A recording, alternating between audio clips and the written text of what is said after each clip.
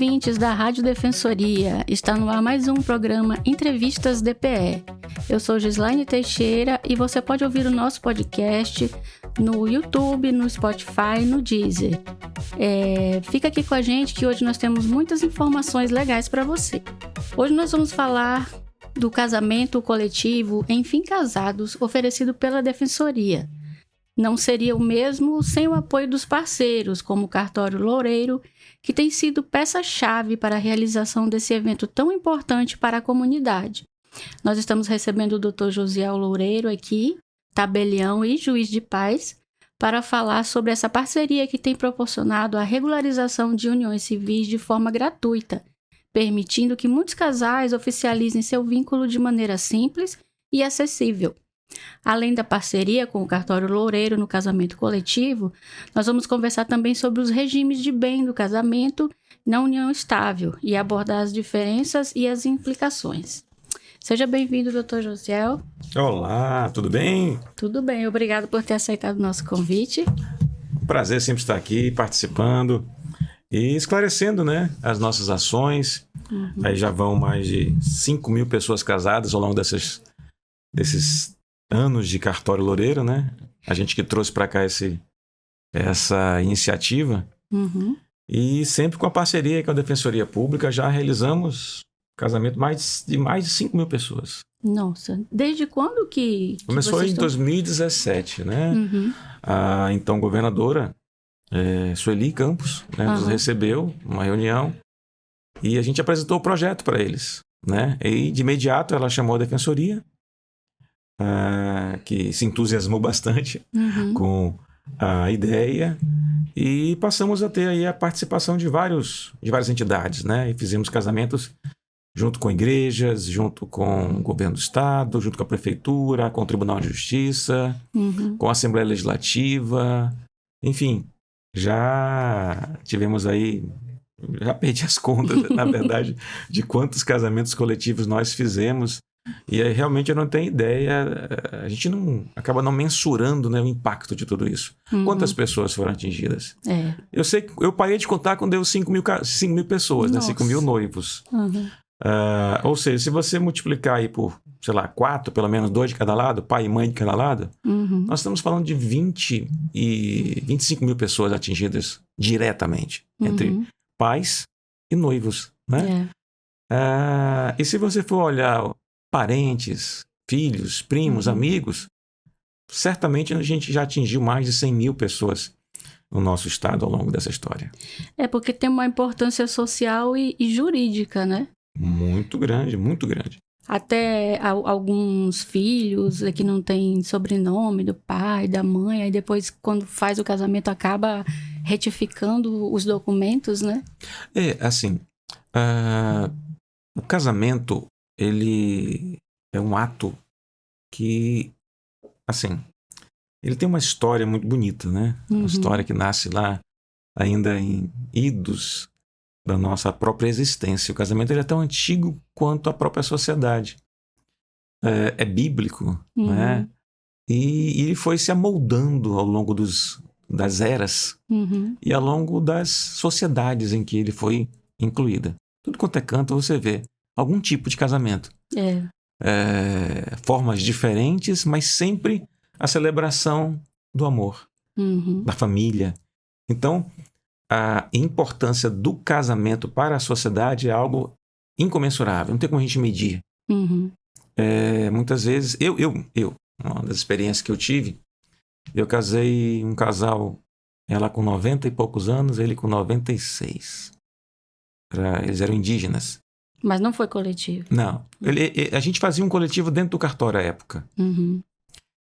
E 6 meses depois, chega, acho que a filha dele, ou neta dele, para registrar o óbito dele. Poxa. Não. Pelo contrário. Que a gente ficava conversando, né, com a família, e, assim, era como se ele esperasse resolver essa situação para poder descansar. Então, o impacto social, emocional, coletivo que traz esse tipo de evento, realmente não tem como medir. Nós temos ainda hoje inúmeras inúmeras mulheres, especialmente mulheres, homens também, né? Já tem, mas assim, especialmente mulheres que têm esse sonho dentro do coração durante anos, desde que era uma garotinha, e querem realizá-lo, né? Mas muitas vezes, devido a custos, especialmente para se fazer um evento dessa magnitude, acaba sendo impeditivo. As pessoas vão protelando, nascem filhos, netos. E aí, quando a gente faz essa ação, a gente vê muitas vezes esses netos, esses filhos ali comemorando com seus pais esse momento. Então é muito bonito quando você consegue realizar isso, né? Eu que sou juiz de paz, né, que sempre sou eu que celebro esses casamentos, realmente eu me emociono todas as vezes, né? E faz a gente se emocionar também. Eu choro toda vez. Eu sempre digo que casamento, se não tiver choro, não é casamento. É qualquer outra coisa, menos casamento. Tem que ter emoção, né? Tem que ter emoção. Afinal de contas, é muitas vezes um sonho realizado. E como é que o cartório se organiza internamente para atender a demanda das inscrições e da análise dos documentos? É sempre um desafio atender tanta gente, né? Num curto espaço de tempo, até porque o cartório não para atender essa demanda. O cartório não pode parar. Todo dia nasce gente, todo dia morre gente, todo dia a gente casa em outras situações, né? Então, o cartório tem que atender essa demanda extra nesses momentos, né? E uma demanda de 137 casais, né? Não é fácil.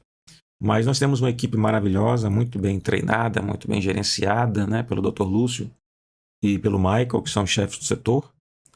E, graças a Deus, nós já temos um know-how muito grande em relação a isso. Afinal de contas, são desde 2017, se não me engano, foi 2017 o primeiro evento que a gente teve de casamento coletivo.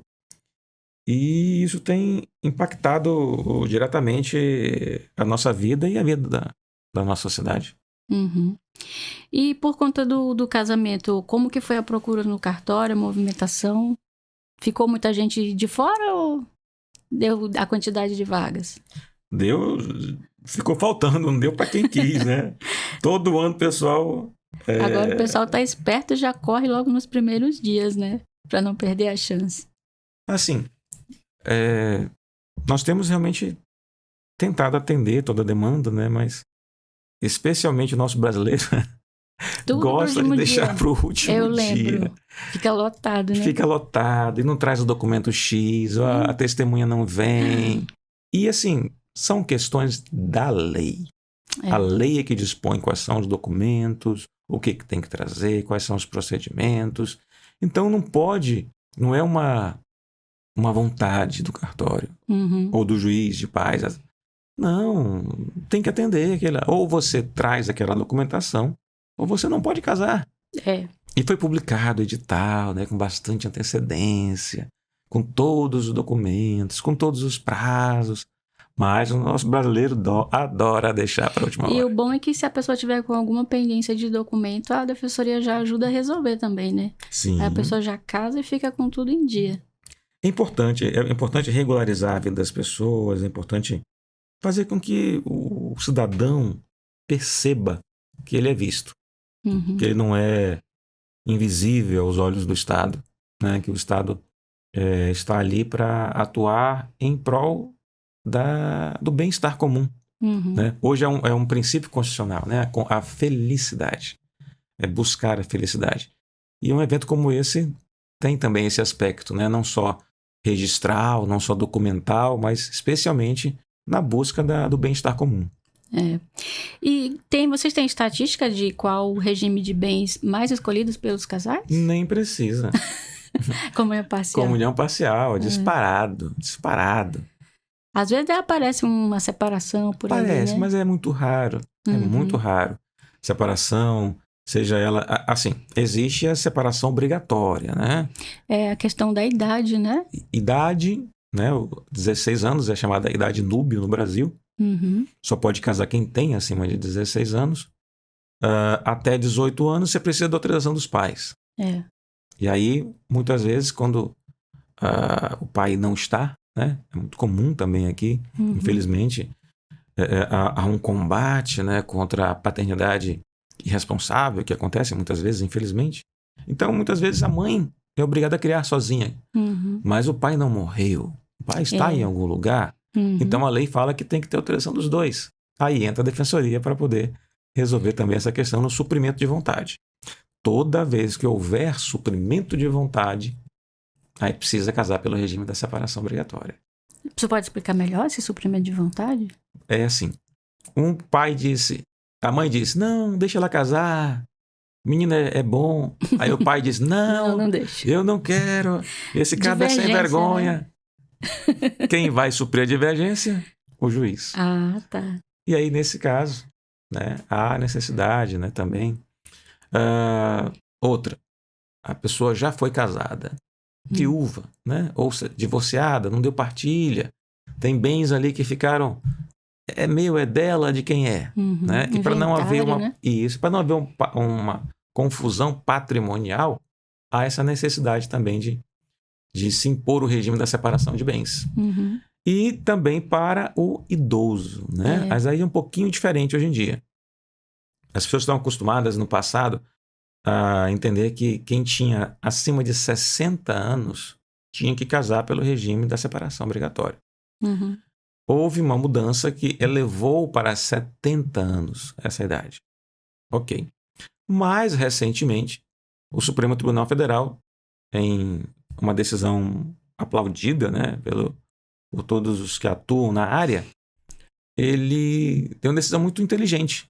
Ele falou o seguinte, olha, tudo bem, a gente mantém o regime da separação obrigatória para os maiores de 70 anos, mas não de forma tão impositiva. Ou seja, o que isso quer dizer? Quem tem acima de 70 anos, via de regra, vai casar sob o regime da separação obrigatória. Porém, ele pode ir no cartório, fazer um pacto antinupcial e optar por um outro regime. Inclusive da comunhão universal, se ele quiser. O jurista, né, o julgador, entendeu que se ele estiver são, a ponto de poder ir no cartório e fazer esse pacto antinupcial, nada impede dele escolher o seu próprio regime de bens. Então, hoje nós temos 2 regimes de bens supletivos, por assim dizer, comuns no Brasil. O comunhão parcial? Antes e depois de 70 anos. Comunhão parcial para os menores de 70, quem tem abaixo de 70, e separação obrigatória para quem tem acima de 70. Querendo sair dali, eu tenho que fazer um pacto antinupcial. E depois que a pessoa casa, ela pode alterar o regime de bens? Pode sim, mas hoje ainda precisa de autorização judicial. Quais são os requisitos? Não, a lei não prevê requisitos, né? Muitas vezes, casou sob o regime da separação obrigatória por uma questão, por exemplo, de não ter dado partilha aos bens do casamento anterior. E aí ele vai, excelência, agora já não tem mais aquele impedimento, né? Eu quero adotar a comunhão parcial. Ou acontece também em casais que são empresários, que são empreendedores. Pô, amor, já vi isso acontecer, né? Um casal que ambos eram funcionários públicos, com bons salários, mas um deles era um empreendedor nato. Ele queria empreender, ele queria montar o seu estabelecimento próprio. Mas a gente sabe que empreender traz riscos.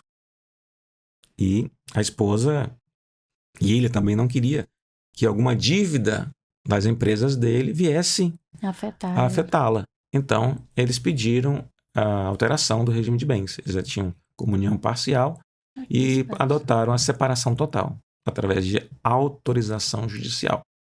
O projeto de reforma do Código Civil, que está tramitando no Congresso, foi aprovado na Câmara, agora está no Senado, acho que é isso, ele prevê essa mudança. Você vai poder fazer essa alteração diretamente no cartório.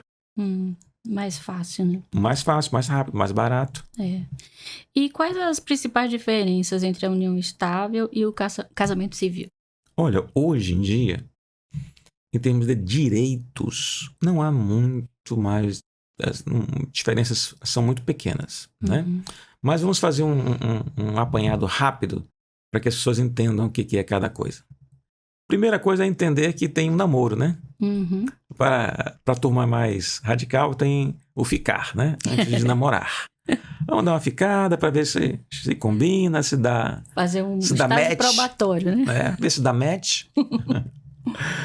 E começa a namorar. Ok.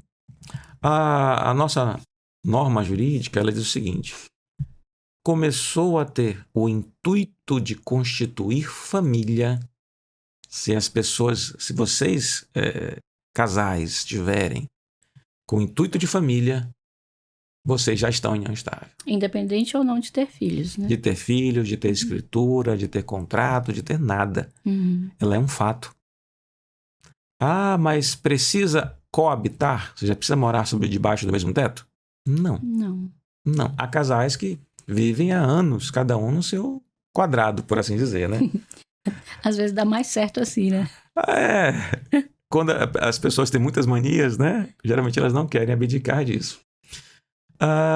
E aí é muito comum hoje no Brasil você acabar utilizando essa união estável como um estágio para o casamento. Uhum. Não, vamos morar junto e aí a gente casa, se der certo, né?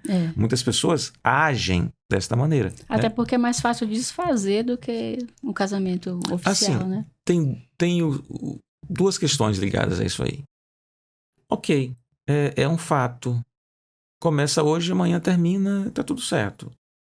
Juridicamente falando, em termos de dissolução e constituição da união estável, é assim. Uhum. Porém, em termos de bens, é o contrário. As brigas mais ferrenhas hoje... é quando não estava... é a união estável. Por quê? O que acontece assim? Vamos lá. Vamos dizer que A casou com B, né? E B ganhou muito dinheiro ao longo de muitos anos. Uhum. E aí, mas antes de A casar com B, eles viviam em união estável. E antes deles viverem em união estável, eles eram namorados. Ok. Quando foi que esse namoro virou união estável? Em que data? Em que momento? Porque a partir dali, o cônjuge, o companheiro, passa a ter direitos. O casamento tem data certa. Todo mundo sabe. Mas e a união estável? Aí tem que provar, né? Ah, mas eu já dormia na tua casa em 1994. Não, mas você ia dormir lá, fim de semana, e voltava para sua casa. Era só porque é uma questão de comodidade. A gente não estava vivendo em união estável, a gente era namorado ainda. Tanto que muita gente hoje faz contrato de namoro, né? Então, é muito complicado, muitas vezes, no caso concreto, você definir quando termina o estado de namorados e quando inicia o da união estável. Aí a confusão é grande. E no casamento coletivo agora, teve muitos casais que já tinham união estável e foram para converter? Assim, eles não farão conversão, né? Eles farão realmente o casamento. Existem os dois institutos jurídicos, a conversão da união estável em casamento, onde não há celebração, é apenas um pedido e uma conversão. Uma decisão administrativa e a pessoa já está casada, registra no livro B também. E existe a pessoa que está em união estável e resolve casar. Casamento mesmo, com celebração, com tudo, como manda o figurino, né? E como que é a sua experiência de oficializar tantas uniões num único evento coletivo? Olha, já estou acostumado, né? Eu já estou acostumado. Eu acho que a prova de fogo... Lembra como foi a primeira vez? Sim. A primeira vez, em um número maior mesmo, foi o maior casamento que a gente teve até hoje no estado, né? Foram 300 casais. E então, eram 300 casais, são 600 noivos. Mais 600 pessoas que eram as testemunhas, né? De cada lado. Então, já estamos em 1.800 pessoas. Então, a estimativa do evento eram 2.500 pessoas lá no local, foi no Parque Anauá. Mas, pelo que a gente conversou, passou de 3.000. Passou bastante de 3.000 pessoas no evento. E realmente foi aquele mundo de gente ali, né? Mas, assim, graças a Deus, eu acho que Nesse aspecto eu fui muito abençoado. Eu não fico nervoso, eu consigo me comunicar bem, né, ali. E acho que é porque eu tenho um extremo prazer no que eu estou fazendo e sempre entrego a Deus. Sempre peço, Senhor, me ajude a fazer o melhor. Não por mim, mas por esses casais, por essas famílias que estão aqui, porque elas merecem. Eu não sou merecedor, sou um pecador, mas e o casamento merece, a família merece e a nossa sociedade merece. E dos casamentos, enfim, casados, né, da Defensoria, tem algum casal, uma história que tenha te marcado? Dessa vez eu não vi ainda essa análise, né? A gente ficou de marcar uma data para trabalhar esses detalhes que a gente Das sempre edições puxa. anteriores, tem alguma lembrança? Tem. Aí tem vários, né? Mas o que mais me marca sempre são os casais idosos. Sempre. Casais com 50 anos de união. 50 anos de união, com filhos, com netos, até bisnetos. Eu entrevistei um casal que se inscreveu esse ano, com essa data. Eu acho muito bonito. E assim, aqui eu fiquei bastante emocionada, e todo mundo também lá na edição do ano passado, sim. daquele casal do hospital, que o rapaz estava doente. Ele foi realmente muito emocionante, a gente correu para lá, né? A situação era um tanto incerta à época, né? Graças a Deus não aconteceu pior, né? Pelo que eu soube. Mas assim, realmente você levar toda uma equipe, né? Mobilizar um monte de gente para realizar um casamento dentro do hospital. Algumas pessoas podem dizer assim, pra quê? Já tá com o pé na cova. Mas é porque nunca passaram por algo assim.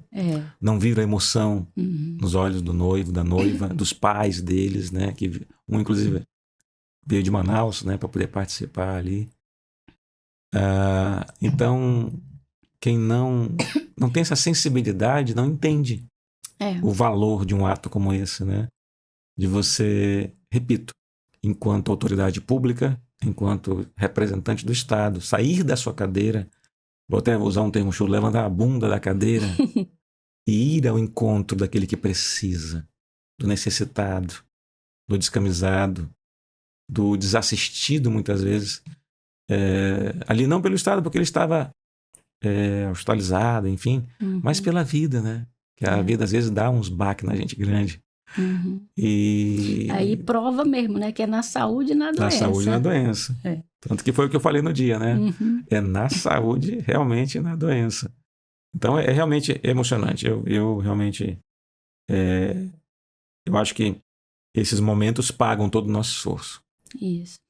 E quais os cuidados legais que o cartório toma para garantir que todas essas uniões estejam juridicamente corretas? Aí vai a parte chata, né? Aí tem que trabalhar muito.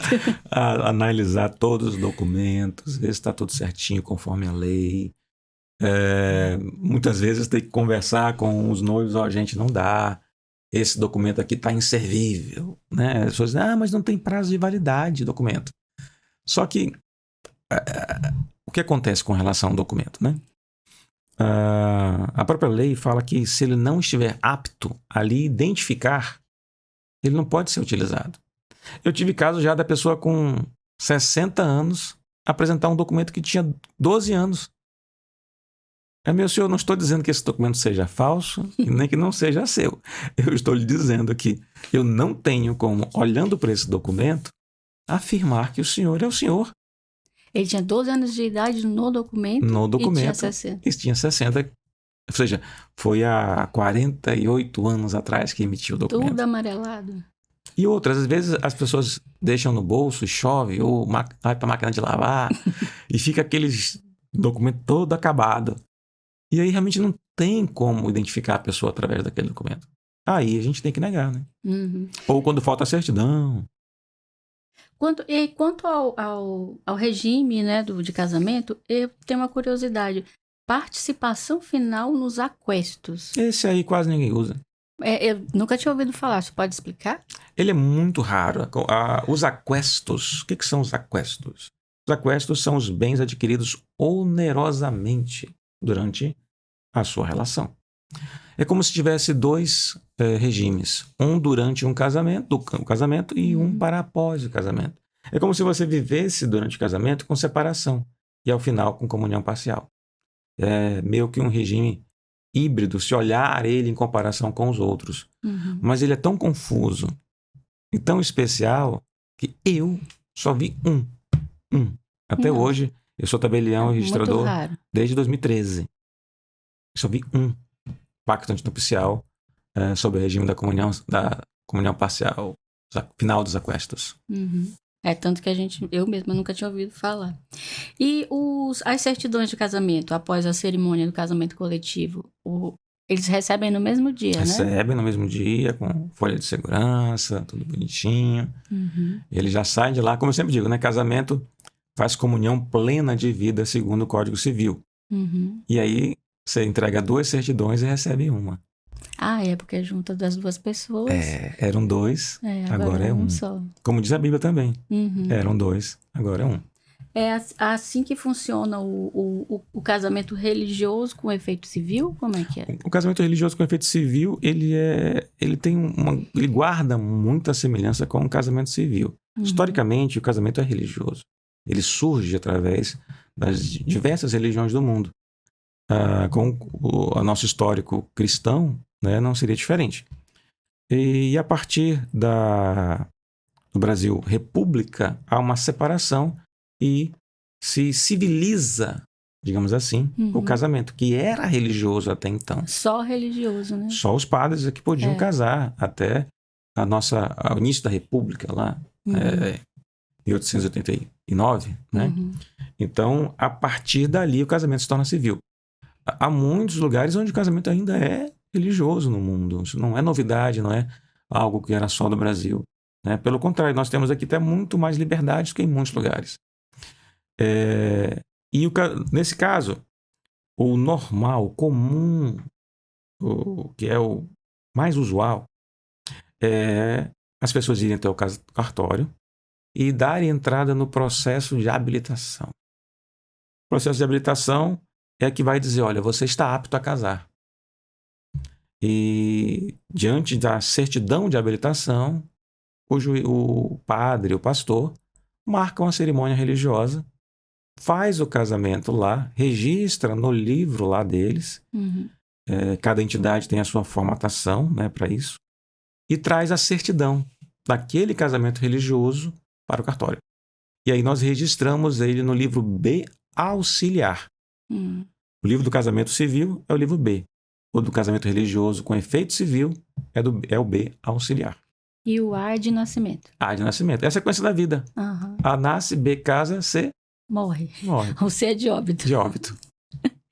E, por exemplo, se ocorrer algum errinho de data, de letra de nome... Aí pode pedir uma retificação. É só a pessoa ir lá depois no cartório, né? Teve um errinho aqui, troca ali a letra, troca uma data. Mas é complicado? Demora? Não, é muito rápido, muito fácil. Hoje em dia, as retificações do cartório são muito ágeis. Até mesmo as retificações que antes precisavam passar pela justiça, agora já faz direto, né? Quase tudo hoje se retifica em termos de nome, né? No cartório. Quase. Não todo ainda. Mas já melhorou bastante. Uma coisa que o pessoal sempre reclama é sobre a certidão, né? E eu até entendo. Já tive casos do cara chegar com uma certidão manuscrita. Nossa! Antiga, com aquela letra assim bonita, né? E entregar, né, no cartório para habilitação. No processo de habilitação, os documentos exigidos por lei é a certidão. E aí ele quer de volta a certidão dele, original, uma questão histórica e tal. E não pode. Ela é um documento de porte obrigatório, ela faz parte do processo de habilitação. E aí o pessoal fica chateado, né? Eu quero a minha certidão de volta. Mas ela não deixa de ter valor, né? Legal.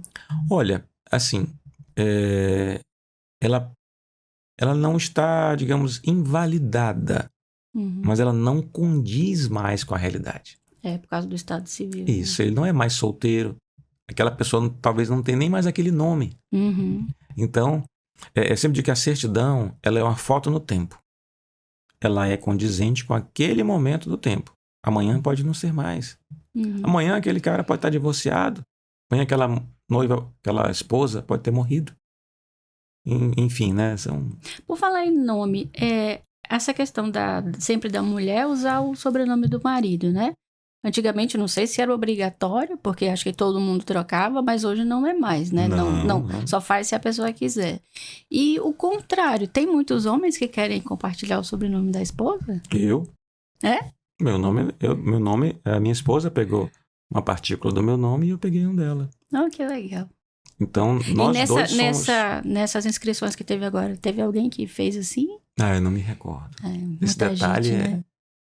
Mas realmente, assim, ainda é cultural que a mulher troque, né?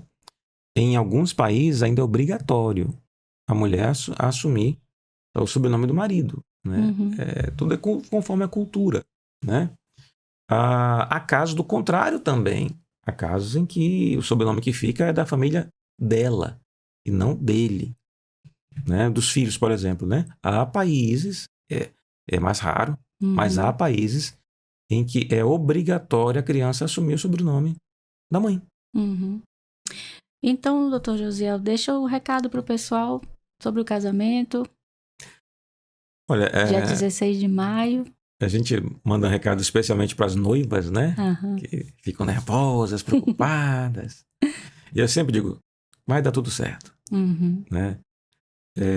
Deus já colocou a mão, né? Então tudo que ele faz é perfeito. Tanto a equipe da defensoria quanto da prefeitura são muito zelosas nisso. Casamento só acontece quando há essas partes envolvidas, né? Casamento não acontece sem o cartório. Casamento não acontece sem juiz de paz. Casamento não acontece sem noivos. Então, tudo é um somatório. Todo mundo é parceiro. Todo mundo parceiro, ficar todo mundo atento. A defensoria sempre conduz com muita maestria esses dias que antecedem, né? A vara da justiça itinerante. A vara da justiça itinerante. A vara da justiça itinerante é algo muito especial aqui também no nosso estado, né? Pelo histórico que eles têm, né? Por tudo que eles já fizeram, né? E aí eu sempre digo que tem um pai e uma mãe, né? A doutora Tânia é a mãe, a mãezona da itinerante, e o doutor Eric é o pai. São duas pessoas com corações, assim, gigantescos. E eles passaram muito tempo, né? E eles são realmente muito empolgados, né? Com essas questões. No nosso caso, a doutora Euseni, que é a maestra. Eu diria que ela é a madrinha da itinerante. Apesar dela ser da defensoria, né? Eu costumava dizer para ela que ela era a madrinha da itinerante. Agora tá virando uma fada madrinha, né? Tá até conseguindo o visual para os noivos. A gente trouxe aí, graças a Deus, uns ternos, camisas, cintos, gravatas, sapato. Todo mundo bonito. Tem 2 sapatos aí zerados, pessoal. Os noivos aí vão correr atrás da doutora Euseni. Doutora Euseni, coloquei a senhora na roda agora, viu? Tem 2 sapatos zeradinhos para ir. 41, eu acho. 41 é 42. Para doar para os nossos queridos noivos aí. Obrigada pela sua participação, doutor Josiel. Se Deus quiser, dia 16 não vai chover. Amém. Vai estar aquele visual lindo lá no Parque do Rio Branco. E com aquela sua bênção especial, vai fazer todo mundo se emocionar de novo. Com a graça de Deus estaremos lá. E convidamos, né, vocês todos, noivos aí, parentes, amigos, a participar desse momento, prestigiar, porque eu sou testemunha também do esforço que a Defensoria faz para realizar, né, um evento desse. Não é fácil, gente. Não é fácil. A estimativa hoje é para quantas? 3 mil pessoas? Eu não sei o total. Mas é pelo menos 3 mil. Pelo menos. Entre noivos, convidados, amigos, parentes, e estrutura. Sempre tem aquele pessoal que chega de curiosidade. Ainda mais num lugar aberto, né? Eu acho legal, tive um colaborador meu que falou uma frase muito interessante para mim. Foi depois do casamento da Assembleia. A casa da Assembleia foi um dos mais badalados, né? Que a gente teve. E ele falou assim, doutor, eu acho interessante que só depois que o senhor iniciou esse projeto é que casamento de pessoas simples foram notícia. E é legal ter isso, né? Sai até na coluna social. Coluna agora. social, imprensa toda lá e foto. Eu sempre brinco, né, com os noivos. Preparem-se para as fotos dos paparazzi. Não. Então é muito legal ver essa situação acontecer. Então, mais uma vez, obrigado, Dr. Josiel. A gente vai encerrando mais esse Entrevistas DPE. Obrigada a você que está sempre escutando os nossos programas. E segue a gente lá nas redes sociais, no YouTube, Deezer, Spotify, no Instagram da Defensoria. Eu sou Gislaine Teixeira e te espero no próximo encontro. Até lá!